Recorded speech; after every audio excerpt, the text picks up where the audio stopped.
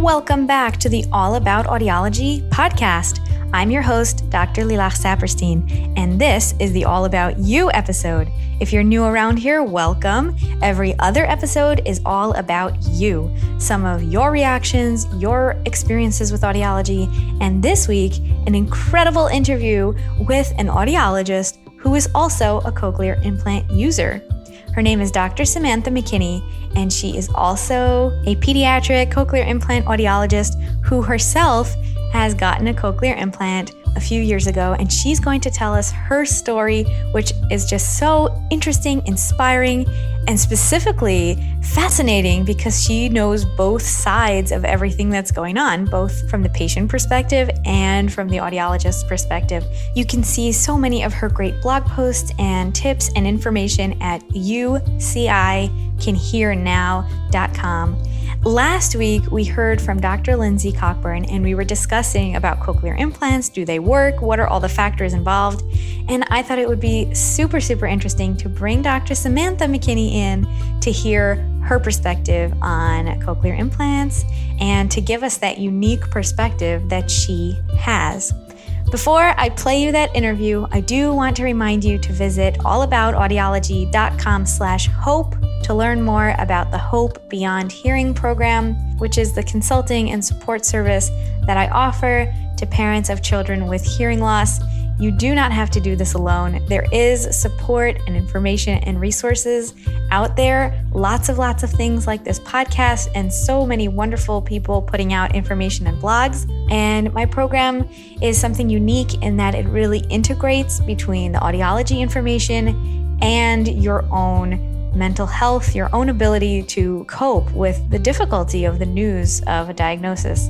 And so that's something that I'm really very passionate about, that if you're struggling, if this is something that's really bigger than you, I do want to offer my support and my services to you. So you can visit allaboutaudiology.com/hope to learn more. And right now, we're going to listen and learn about Dr. Samantha. I'm so excited to have you here on the All About Audiology podcast. This is Dr. Samantha McKinney from Northern California. And the reason I'm so excited to be speaking with you is because, number one, I love following you on Instagram and learning so much from your blog posts and from all of the things that you share. And you have a very unique perspective as both an audiologist and as a patient. So can you tell us a little bit about yourself and anything you want to tell us? Well, thank you for having me on here. I'm excited to just talk with you today. I guess I can just kind of tell my story a little bit. So I was not identified with hearing loss until just over a year old. I guess my mom was a little suspicious that I wasn't responding and not talking. So she went to the pediatrician and they said, "Oh, no, she's fine. Big sister's talking for her." So she thought, okay, well, I'll just keep going. And she still had her suspicions. And then she said there was one time that my back was turned to her and she was calling my name. And then she got closer and closer and got right up behind me and said, "Samantha." And I freaked out because I had just seen her and didn't realize that she was right behind me. So then she knew, mother's intuition, gut feeling, something's not right. So finally got a referral to an audiologist, and they identified me with severe sensory neural hearing loss. And I was fit with hearing aids pretty quickly after that. So that was probably about 18 months old. And then we were sent to a total communication program, which is learning both sign language and spoken language, but they use mostly sign exact English. So what I was saying was what I was signing as well. So it's a little bit different from American Sign Language. So I did that from 18 months to about 4. And then in the same school, I was then put into a mainstream program, but still in the same school. So I still had my same speech therapist, and then I still had my same teachers nearby. And this was in 2 cities away from where we lived. So I had to essentially ride a bus to school every day at 18 months old. So I can't imagine what my mom was thinking or my dad, when they had to drop me off to the bus, and off I went to school and came back home and got dropped off. So I was there for 5 years, 6 years actually. No, 5, sorry. And then I was able to go to a mainstream school in my hometown, and that was in 2nd grade. And I had preferential seating in the classroom. I did not use an FM system until I think 3rd grade, but back then it was this giant beige looking device, and I had to wear the T-coil loop. So there was a lot of stuff on me, and I wasn't too happy about it. So whenever my older kids are a little hesitant to want to wear FM systems or anything that adds to what they already have, I totally understand what they're going through, but I also know the benefits of using an FM system, because I do realize that I probably missed out on a lot, and I had to work a lot harder to do well in school. Whereas if I had just used the FM, things would have been a little bit easier for me. Can you talk a little about your speech development after you got the hearing aids? What was it like those first couple of years? Yeah, so I asked my mom that too, and she said that as soon as I got the hearing aids on, my speech took off. She said it was like a switch. You were in the right program and you could hear, and you took off right from then on. I had speech therapy until 6th grade. I felt like I didn't really need to go to speech therapy going into middle school, but I knew that it was there if I ever needed it. At that age, you're not wanting to be involved in speech therapy anymore and being pulled out of your class. And so a lot of people actually ask me about my speech and, wow, your speech is really good. And I think it has a lot to do with the type of hearing loss that I have. It's pretty flat and it actually rises in the highs. So I'm actually able to hear those S, SH, T sounds, those high frequency consonant sounds that a lot of deaf people tend to not have sounds there or responses there. I wonder if because your name is Samantha, you really needed both the S and the TH. So that is true. You had to get those ones right. That is very true. Actually, I do vividly remember having to make the S sound on the back of my hand so that I knew I was, putting air out and making the correct sounds. Yeah, you're exactly right. Samantha is literally all those high frequency consonants. Perfect name. So then what happened in 6th grade? Going in middle school and high school? I just want to know your whole life story. That's all. I know. Middle school, high school, I feel like was pretty normal for me. I played sports. Actually, I played soccer pretty much from 5 up until high school. And then in middle school, I got into softball, and then I got into volleyball. So I was definitely involved. My mom was very good at teaching me to be my own advocate. She would say, if there's something you missed on the bulletin, it's your responsibility to go figure out what you missed. She was definitely encouraging me to look out for myself. And then just kind of being open to people who were constantly asking me, what's that thing in your ear? And, nobody wants that attention, but I always teach my kids, my patients, people don't know what they don't know. So they're just out of curiosity asking, what is that in your ear? But it just comes out sometimes a little not so nice. But really, they just want to know, what is that in your ears? Why do you have to wear those? And I always say, just answer their question and move on. Why do I wear glasses? Because I can't see. Why do I wear hearing aids? Because I can't hear and they help me hear. And then just move on. Sounds like your mom really did an amazing thing for you. I just keep hearing the same, like there's a theme across many people that I speak to where you say, how was it growing up? And then they go, well, my mom. Yeah. Yeah, my dad was good too, but I definitely... Superstar parents. Mm-hmm. Yeah, and she definitely, went to all the IEP meetings and made sure that I had everything I needed, but also pushed me to get out there and always treated me like a normal child, that I didn't necessarily have a hearing loss, it seemed like, it was just doing the best that she could with what she knew. And which, now I feel like with Instagram, all the social media, there's so many resources for these families now. And it's so good to have because they're introduced with this new information about their new baby and they don't know what to do next.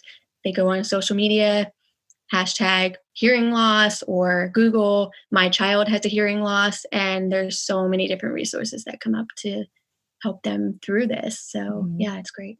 So when you finished high school, what were your plans after you finished school? High school, I was probably about an average student, A's and B's, maybe a couple of C's if I slacked off a little bit. But it was hard. I wasn't using an FM system and I was working really hard to stay on top of things and playing sports. So it was definitely, yeah. So I had decided that I was going to do community college and then transfer somewhere. I had just kind of felt like I didn't know exactly what I wanted to do, and I didn't have a whole lot of information about college. Not a lot of people in my family went to college straight out of high school, so it was kind of a new thing for all of us, and I wasn't sure. I think the pressure of having to take the SAT? SAT, thank you. So yeah, just the pressure of having to apply for scholarships and what school am I going to go to is just too much. Whereas I knew I'm going to start with community college. It's cheaper. I'm going to figure out what I want to do and then go from there. So I thought I wanted to be interior decorator. And then I realized, no, I don't have the touch for that. And then I thought I wanted to be an accountant. So I took some classes and then no, I don't want to do that. And then I got into child development classes, and then I realized, I think I want to work with children. So then I had to think, what kinds of things could I get into? And when you have a hearing loss, you do tend to limit yourself in what you think you can do. You may struggle on the telephone, you may struggle talking to people. So when you think about jobs, you're kind of wondering, can I do that? That looks like it requires a lot of talking on the phone or just things that are a little bit harder. So I did go through that kind of self-doubt in a way. But then I kind of thought, well, what about being a teacher of the deaf? Kind of like what I went through when I was little. I can be one of those teachers. And so I ended up looking into what schools had those kinds of programs and then went to go tour the John Tracy Clinic in Los Angeles. And that was very eye-opening for me. So John Tracy Clinic is an auditory oral school for children who are deaf and hard of hearing. So I went there and they showed me the classrooms and all the kids. And I thought it was very cute. There was a lot of them. And so then we walked around to the rest of the clinic or the school and then walked into the audiology clinic portion. And they said, hey, this is so-and-so, the audiologist. And so her and I got to talking and something just lit up inside me. It was kind of that moment of, this is what I want to do. And so I knew from then on, I want to do pediatric audiology. Yeah. So I don't know, it just lit a fire in me. And I thought, okay, if there's something I can do, is there something that tells me I can't do this? And so I went back to my audiologist and asked him, hey, I think I'm interested in audiology. And, he said, he actually said, it's going to be a lot of math and a lot of science. And I kind of thought, okay, so then I looked into the programs and applied to San Diego State's Speech, Language, and Hearing Sciences. And I also applied to Cal State Northridge's program there as well. So I ended up going to San Diego State and transferring there and finishing up college down in San Diego. So you had gone to audiology booths and done tons of testing all throughout your childhood. And so you always had a relationship with an audiologist. You knew about the testing or were familiar with the booths. Did it ever occur to you before that could be a possible choice, like in healthcare or working with kids? or was only at that point when you were in your college years? No, I don't think it ever did occur to me, because I think when you go to the audiologists or the doctors for a condition that you have, Mm-hmm. I don't think it's something that as a kid you really look into, because sometimes it's kind of a dreaded appointment. um, so, yeah, you kind of look at those things and don't even consider them, because that's something that you had to deal with growing up. For sure. I don't think it was until I kind of had to work through the process of, I want to work with kids with hearing loss, teacher of the deaf, speech therapist, audiology. I knew right away speech therapy was not for me. Um, and then the teacher of the deaf was definitely a consideration, but I kind of felt I was a little bit more drawn to the technical side of things. I was always doing that kind of stuff with my dad. So I thought, okay, I think I really like the idea of actually getting to work with the hearing aids and other devices. I didn't even know about cochlear implants at that point. That's awesome. I think it also gives you a huge leg up with every patient that you see, because you remember being that kid. Like, this is not a fun day necessarily. And they keep asking me to do this game over and over again, or, these lights, they're getting boring. Yeah. Yeah. And so that, you really have a different view than lots of other audiologists. Yeah. So whenever I meet a new patient or a new family, I usually wear my hair down. And so you can't see my hearing aid or my cochlear implant 99% of the time. So it's often used as a tool for me, honestly. So I meet the family, I do the hearing test, I tell them the diagnosis, and I kind of walk them through that. If I feel like the family is struggling with the idea of their child having hearing loss, a lot of parents usually think of their future. Will my child be successful? And so when I feel like they're missing that, I usually pull that out and say, hey, just so you know, I also have a hearing loss myself.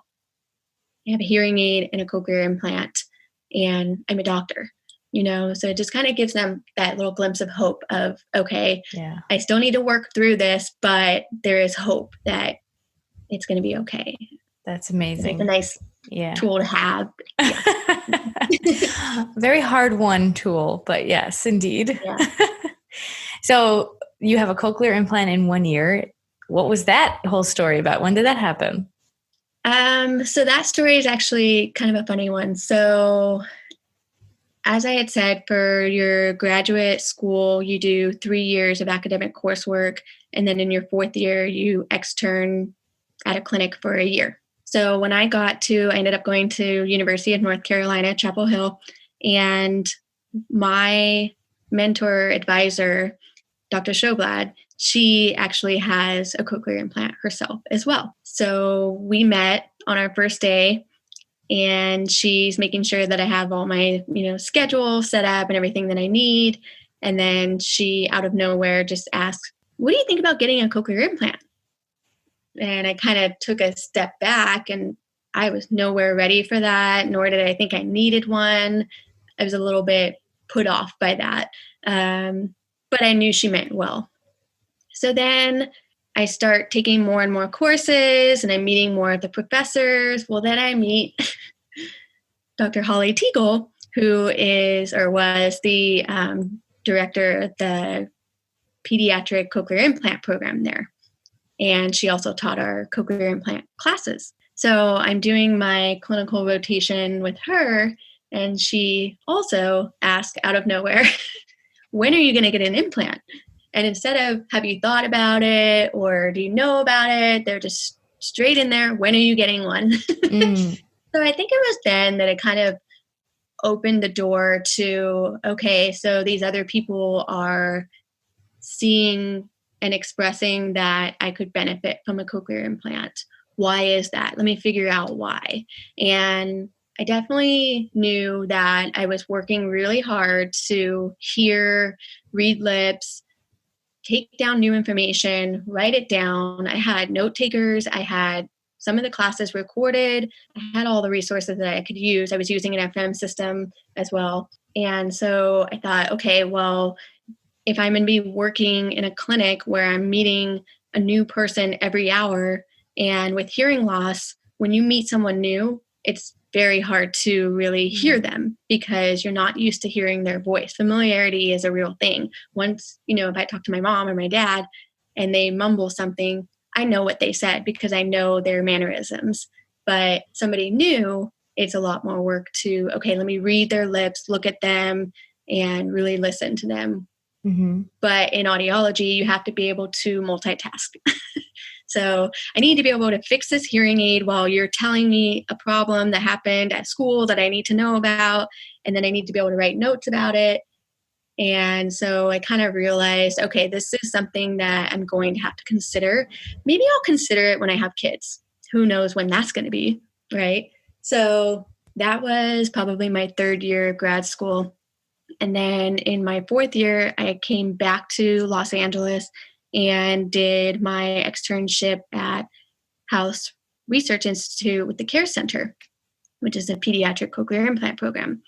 We were very busy, working, and then unfortunately things went down there and we all got picked up and brought over to USC to start a new pediatric clinic there. So there was a lot of downtime because we didn't have any patients. So they were kind of just trickling in from word of mouth, like, hey, all of your audiologists are now over at USC. So with that downtime, there's another fourth year that was with me, and we both were kind of talking about, hey, we should do a cochlear implant evaluation on you just to see. Mm-hmm. So we did both ears, and my left ear has always been the poorer ear. My right ear is about 60-something% word recognition score. Left ear has always been 22%. So there's always been a difference of hearing. We took this evaluation and Stacy, the other extern, presented. So we always had meetings every Wednesday to go over cochlear implant candidates and decide whether they're a candidate or not based on what you tell them.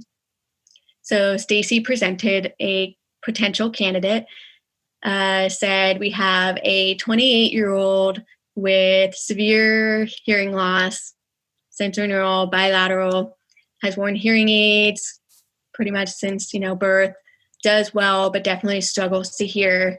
So all of the audiologists are kind of thinking to themselves, why are we seeing a 28-year-old? Yeah. So then they kind of thought about it and then didn't really say anything and said, well, yeah, it sounds like the left ear would be good, but why are we seeing a 28-year-old? So her and I started laughing and she says, well, it's actually Samantha's cochlear implant evaluation. So everybody started laughing and then they said, yeah, you definitely should consider an implant for that ear. Wow. So I kind of took the next steps from there, met with the surgeon, Dr. Naparco, and he said, yep, everything looks good. How about surgery next Friday? Wow. Yeah. That's expedited right there. I had that same reaction. So I'm thinking, okay. And he says, there's no time like the present. I said, yeah, you're not wrong. All right, let's do it. So a week later, I had surgery. But also, you're not the typical patient who says, what's a cochlea? What are you talking about? Like you had all this first-hand experience with hearing loss first for your whole life. And then all this audiological training from essentially almost finishing the doctoral degree.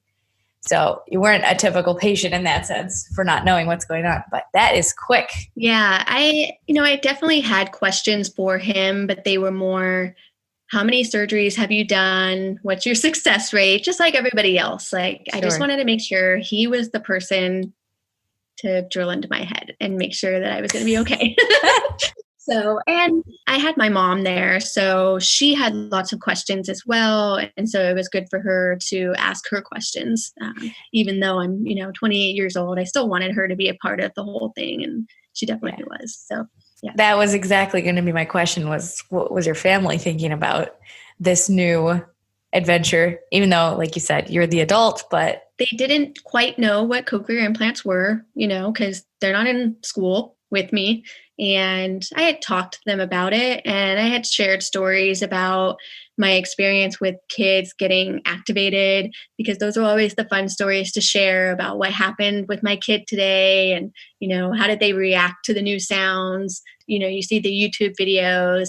So I think they knew that it was this device that most people have really good success with, but they didn't understand truly how the device works and how it's sending the signal to your brain and all that kind of technical stuff. My mom had a lot of questions about that kind of thing, whereas I think she just wanted to hear it from another person. So she heard it from me, but it's always nice to hear it from a different person because they maybe have a different way of explaining it. Yeah, so I think she just wanted to kind of know more and understand more about how exactly it works, because it's hard to grasp the concept of, okay, this electric signal pulses and sends pulses to your nerve, and then your brain has to understand what that is. How do you do that? What? So, yeah. I remember in my cochlear implant class, in the various times when you're studying about this throughout the schooling, where I had this light bulb moment at one point where I realized all brain activity is electricity. It's just internal, like from your own body. And here you're introducing external electricity. The fact that you even have to understand how nerves work to begin with, to then understand how the cochlear implant works, that was like, I get it now. Yeah. And for someone who's not in the medical field, it's definitely like takes some time to process how you do that. And so even talking to my families who have to consider this for their child, my experience was I got to choose this for me. Mm-hmm. I got to do my research and take my time. I went through school, learned all about it, all the intricate details of it, and I got to experience pediatrics and adults and their experience with cochlear implants. So I have all this knowledge, and I still was in that same boat. But I also have to remember when I am talking to my families who are considering an implant, they're on a deadline. They have to make this decision pretty quickly. They can wait, but we always tell them the longer you wait, the harder it is for them to catch up. So that I can't imagine that pressure, and I will never know that pressure. So I'm always very cautious to try to read how they're processing all of this, and are they ready for this? Because they do need to be ready. And sometimes they're not, but they just are that type of person that just do the thing and then we'll be ready kind of thing. So just reading, everyone's different. Yeah. And what was the experience like when you woke up from surgery and those couple of weeks before activation? Because that can be a scary time where if you had some residual hearing and now it's actually gone, that can be scary. Yeah. So the day of surgery, I woke up nervous and we drove down to LA. They got me all ready to go. And I basically just had to wait around until they were ready to take me in. I had the cochlear implant rep there. She was going to be in the OR. We had the regional manager of the cochlear implant company there as well. So I had people watching to make sure that it's a little bit of an exception, but just making sure that everything was going to go well during surgery. After surgery, I woke up. Dr. Naparco was standing there, and I don't think I had my hearing aid on, so I kind of just had to wake up and read his lips to see what he was saying. And I think he said, something like, "You're okay, you're good to go, everything went well." And the clock was right behind him, so I looked at the clock, and in my head, I knew I went in at a certain time, and I knew that I was expected to come out at a certain time. Well, that time was like 2 hours later than I thought it was going to be. So I immediately, and under anesthesia, you react in different ways. So I started to cry. And poor Dr. Naparco just kind of, "Oh no, okay, I'm going to go get your mom." And he just runs away. He's like, "Okay, I'm out." Yeah. So he goes and meets my mom. She comes in and I'm kind of, panicking, like, what happened? Why did it take longer? And she said, you're fine. They just had to take their time a little bit. And then I kind of calmed down and I was okay after that. Yeah, I think that just kind of weaving off the anesthesia and then you get home and all you want to do is just go to bed. I probably took about 3 days to recover. So definitely in bed the first and second day. Third day I was up walking around and I was fine. The feeling was, I was taking pretty much Advil towards the second day. So it really wasn't that bad. It just kind of felt like if you have your hair in a top bun and someone comes and twists it, it kind of feels like that sensation, just constantly twisting your bun. Interesting. Oh, that's an excellent way to describe it. I don't. So yeah, just kind of going through that whole process. And then I had to go back to work with my right ear, which was just wearing the hearing aid. I only get about 60% on that side. So, and then no hearing aid on the other side. Working was a little bit tough because I was having to really work hard to listen and be able to hear people.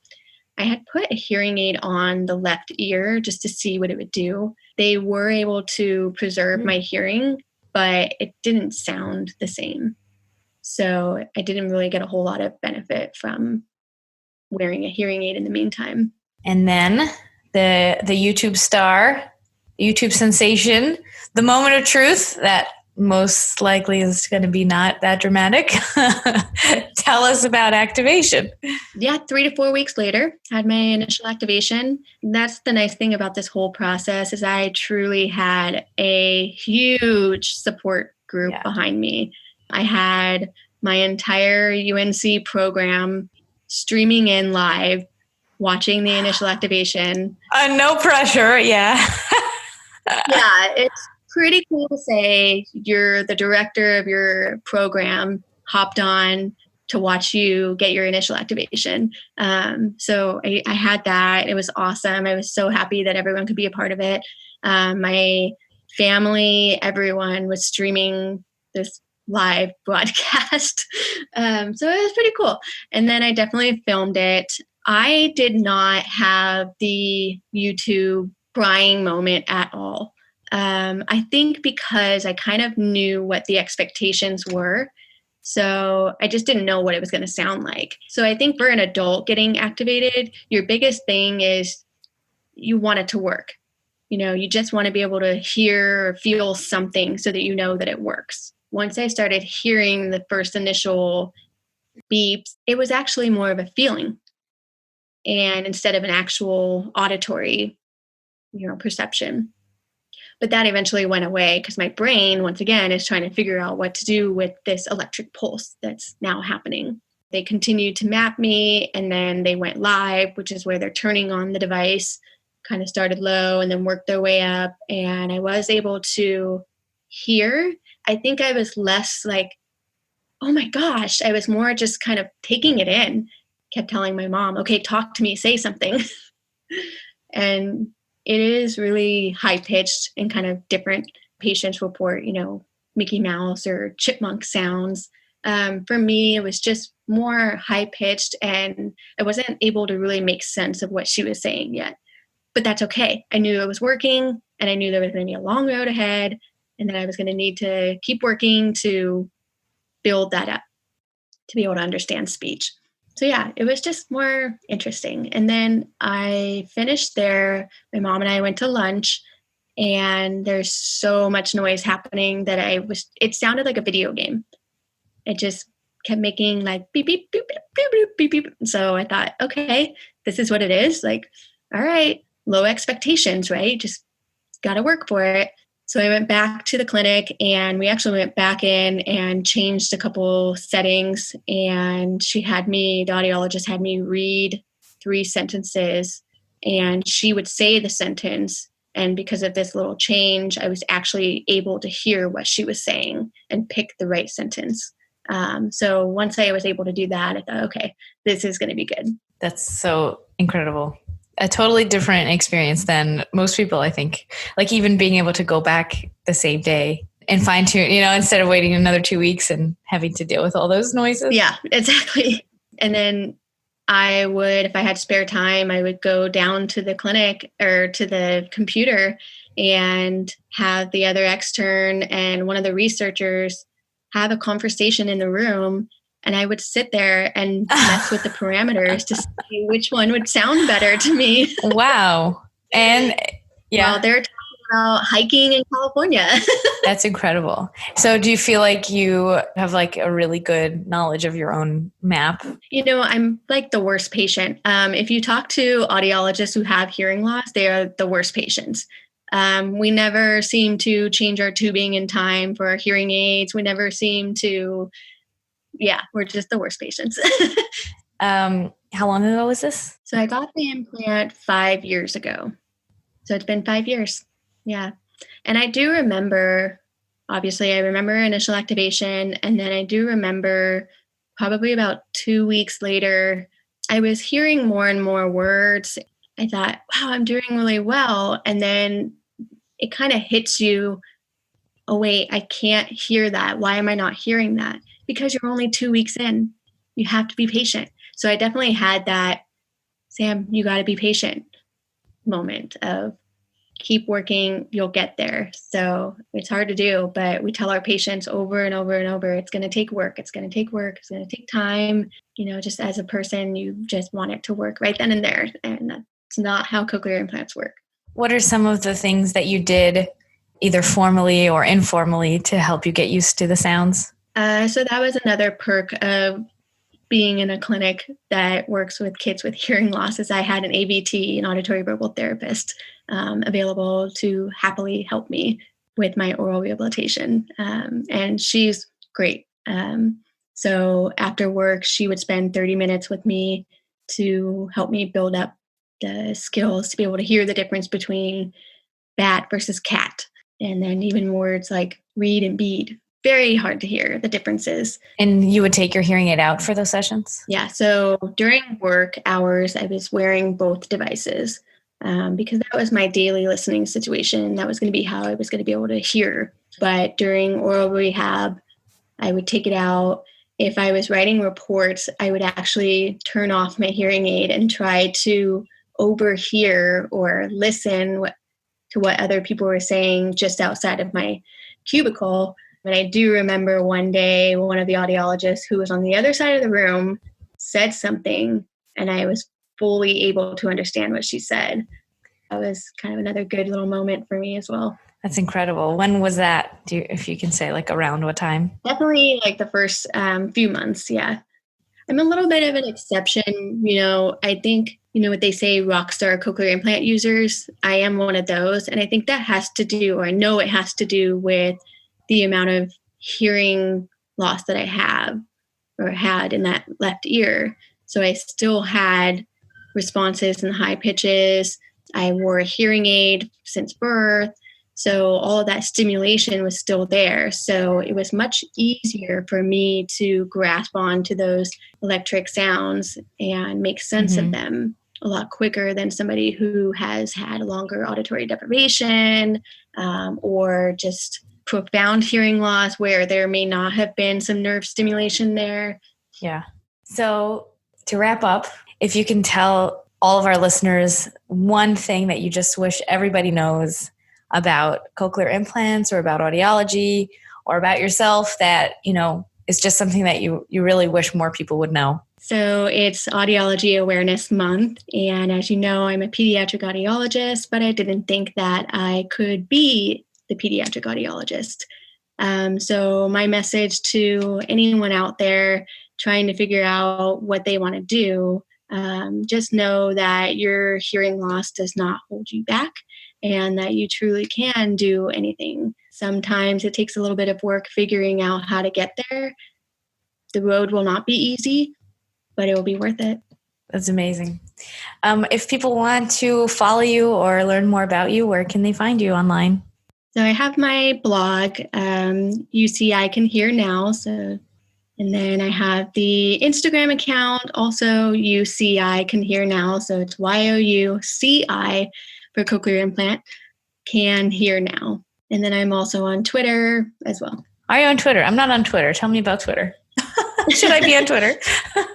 I don't know. I think, with social media, it's kind of just putting your pieces in all different areas and seeing what sticks. And there's different professionals on each one. So my Twitter account has more of the researchers on there, audiology researchers.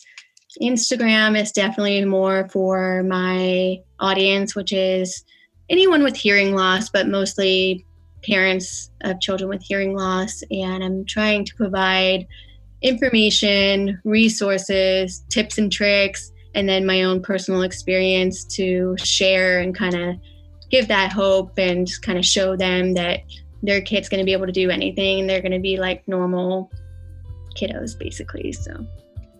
And that's so, so valuable and so appreciated. Thank you for everything you share and for sharing your story with us today. Thank you for having me. Thank you so much to Dr. Samantha McKinney for sharing her story with us and for all of the great work that she's doing. I thank you so much for listening to the podcast and supporting All About Audiology. This is a project that I started out of a big, big passion to get as much information, awareness, and just to talk about these things that you might not hear other people talking about. If you are a parent to a child with a hearing loss, the first time you've ever had to think about hearing loss may have been the moment you had that diagnosis or the time that they failed the hearing screening, quote unquote, failed the hearing screening. This is something that many people have no experience with until they need to. It's also really difficult when you're getting information from lots of different places where you have the doctor saying one thing, the audiologist saying another thing. You read various things in your own research, Facebook groups and other parents and different things that are coming at you. And sometimes it can be hard to parse out what it is that is the right thing to do, but also what's right for you. I do really believe that listening to your own intuition when making decisions is something that we really don't want to lose. We want to be able to listen to our intuition, but to do that, we need to have all the information in place. That's something that I'm extremely passionate about, the Hope Beyond Hearing program, integrating between having all the information that you need and being able to be an empowered and informed person, and at the same time, really, really taking care of yourself and making sure that you're addressing all the feelings, emotions, and difficult challenges and difficult conversations that arise surrounding having a child with a hearing loss. Thank you so, so much for listening. On the next episode, we're going to be talking about auditory verbal therapy. If we haven't touched on the controversies enough, that is a controversial episode. It's very interesting to me to speak with people who are very passionate about their standpoint and have done incredible and amazing things.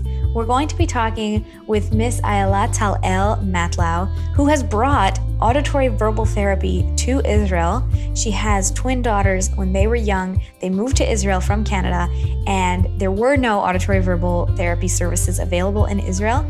And she and her husband and other families started together the nonprofit, and they brought auditory verbal therapy to Israel.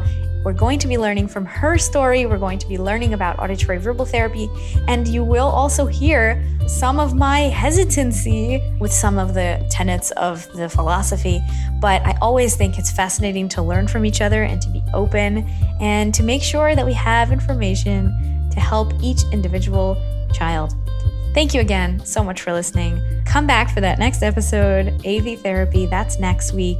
I'm Dr. Lilach Saperstein, and this is the All About Audiology podcast.